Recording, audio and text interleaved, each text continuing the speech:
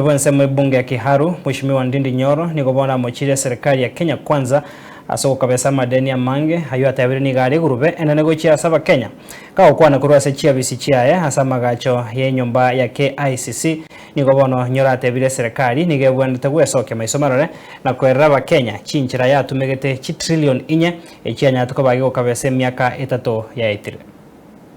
I've been saying this and requesting.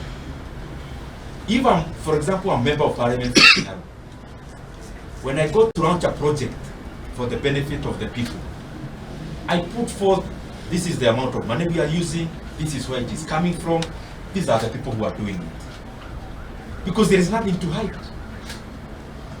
And likewise, when it comes to government programs, since they should be doing it for the benefit of every Kenyan, what better joy would it be than to come into the public and tell Kenyans, we are selling these shares this way because of this and this reason. And then Kenyans tell you, no, we think if you give other people an opportunity to bid, us as the owners of these shares, as the people of Kenya, we think we can raise more. Now Kenya wajadiliane, and the best idea to proceed and Kenya to benefit entirely. It is the same issue as borrowing. The government borrows on behalf of Kenyans today and in the future.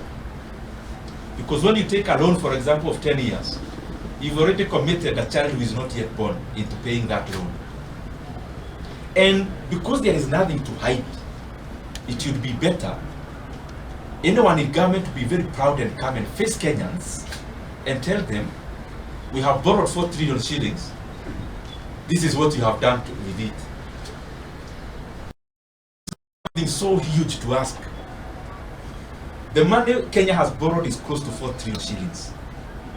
It would be a great joy for anyone in government to come proudly and tell Kenyans, out of the 4 trillion you have borrowed, this is the much you have done. And then let Kenyans to decide about uwajibikaji ya hawa watu. So kwa hizi mikopo, kuna mkopo or there is the debt we are taking in the main book that is now going to close to 13 trillion shillings. For the last, it was 8.7 trillion in 2022. So we have borrowed close to 4 trillion now. But now on the side, there are other borrowings.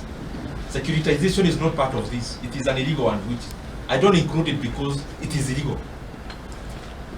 Taranta Board is illegal. The money that is building the bombers of Kenya is also not part of this loan. It is another illegal loan. So we are asking a very fundamental question. The illegal loans are the ones we can see what they are doing. The illegal ones, which is just a small fraction. Where is the 4 trillion Kenya shillings Kenya has borrowed for the last 3 years and 2 months?